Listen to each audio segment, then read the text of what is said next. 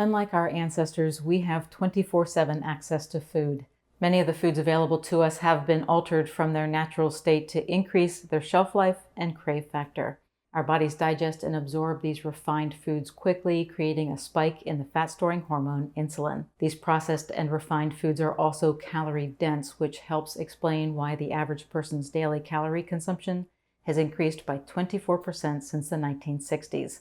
In other words, we have gained weight because of abundance and excess. To lose weight, some restrictions must occur. What you choose to cut back on is up to you. Before we get started, I want to take a minute to thank our sponsor, Element Electrolytes. All three approaches that we will discuss are enhanced when you cut out processed and refined foods. Those foods are unhealthy, but they also contain sodium, which, despite its reputation, is an electrolyte that your body needs. When you cut out processed foods, you reduce your sodium intake by about 70%. Element supplements your healthy eating by giving you sodium, potassium, and magnesium that you need to avoid symptoms like muscle cramps, headaches, and fatigue. I use Element every day as an enjoyable way to replenish electrolytes. My favorite way to use it is as a stopper, which is the word I use to describe a food, drink, or activity that allows you to separate from eating. Eating is an enjoyable and necessary activity, making it hard to stop even when you're full. After a meal, I stir Element into bubbly water like seltzer and sip. The great flavor makes it feel like I'm having a dessert drink, but with none of the sugar or unwanted ingredients found in other electrolyte products. And it takes a long time to sip, giving my stomach time to tell my brain that I'm full. Element comes in many great tasting flavors, and right now you can get a free sample pack with any purchase, so you can try 8 of their flavors. To get yours, go to drinklmnt.com/Dr. Becky. I'll provide a link to the offer in the description area below this video. There are 3 ways to approach losing weight. You can limit how much you eat, limit certain foods, or limit the number of hours that you consume food.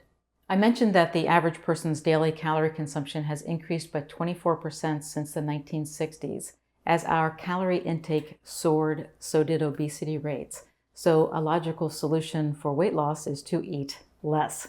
This is the traditional low-calorie or calories in, calories out approach to weight loss that we have been trying to follow for the past 60+ years.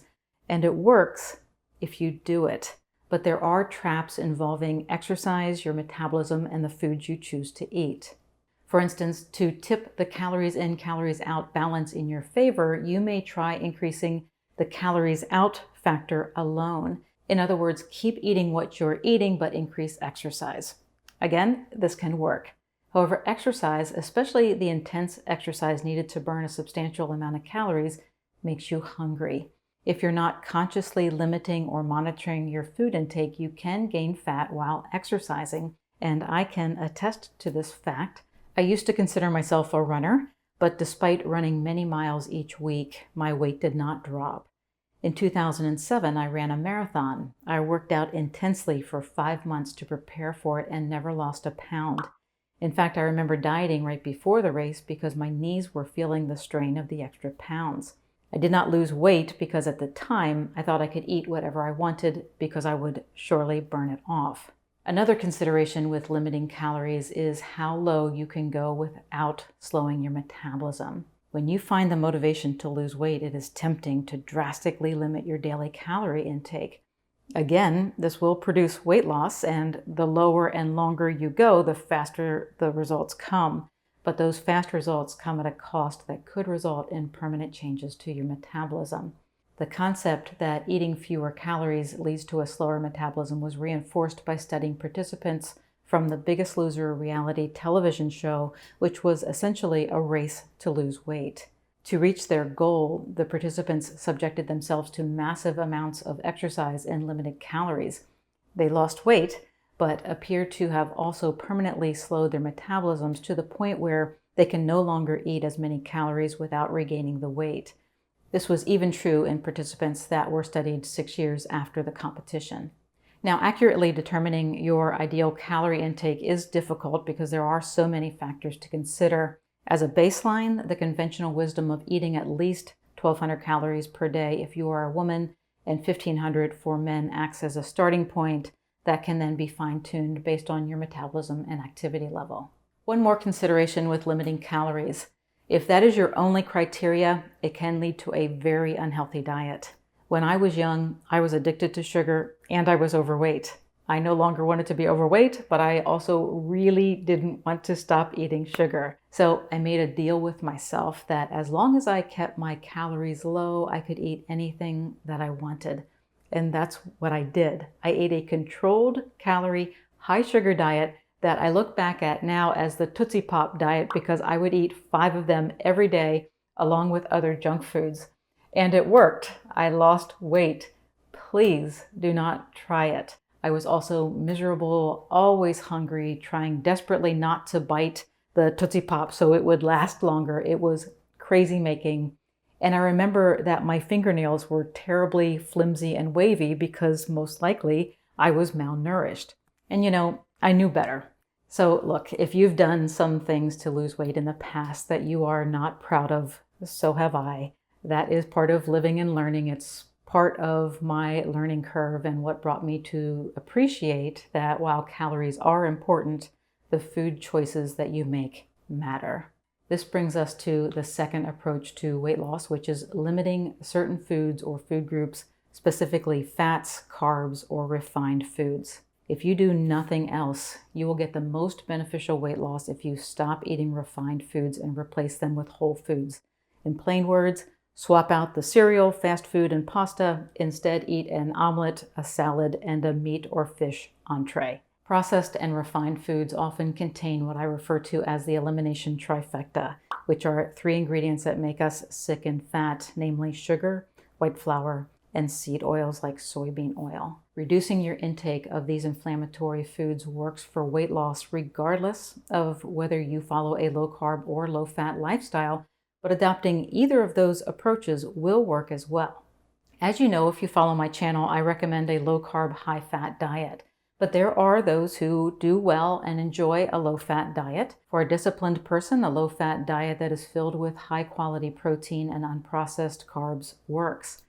I have tried low-fat diets in the past, and I would say most people with a history of dieting have as well, since it was the prevailing strategy for decades. Personally, I found the food choices less appealing and hunger harder to control on a low-fat diet. Also, to replace the lost flavor, foods made to be lower in fat often add sugar or sugar alternatives that can spike insulin and drive cravings.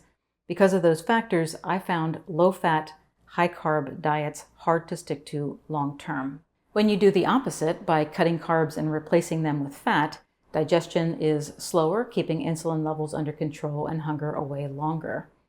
Low-carb dieting has been a godsend in my life. I have been on this diet for more than 6 years, all of which were spent here in front of you as I've navigated through menopause, which is a complex time in a woman's life.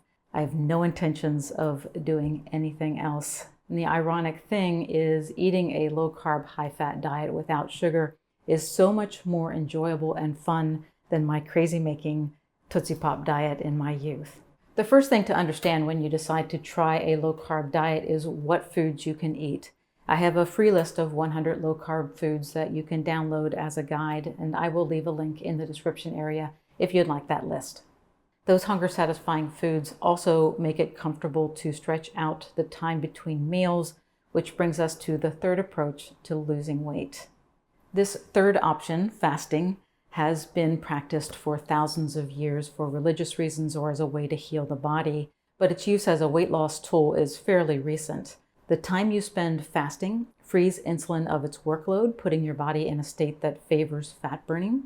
Fasting also naturally reduces calories by eliminating high caloric habits like eating refined snacks at bedtime. So fasting provides 2 weight loss advantages right off the bat: lower insulin and reduced calories. Because you are restricting time rather than food, you can pair it with a healthy diet to give your body fat a 1-2 punch. But here again, there are potential traps. A common one being, if restricting my eating to 8 hours a day is good, why not up the ante and go for an extended fast lasting for days? The problem is that it is not clear at what point in an extended fast that muscle mass is affected. I have videos on this topic and addressed it in my book.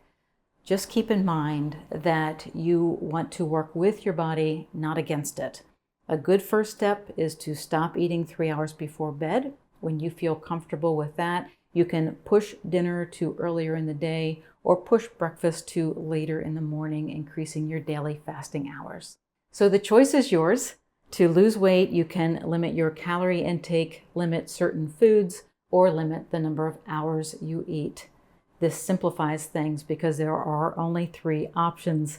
However, as I pointed out, each category has healthy and unhealthy approaches. You'll be happiest if you combine the best practices. So monitor your calories, cut out refined foods, eat whole foods with hunger-satisfying protein and healthy fats, and eat daily within a tighter eating window. I want to thank Element for sponsoring this video and helping me continue to create free content for you to watch. I use Element every day to give my body the electrolytes it needs to function at its best, and I love using it as an enjoyable stopper after a meal. To get a free sample pack with any purchase, go to drinklmnt.com/Dr. Becky, or just follow the link in the video description. Thank you for watching. Have a great rest of your day.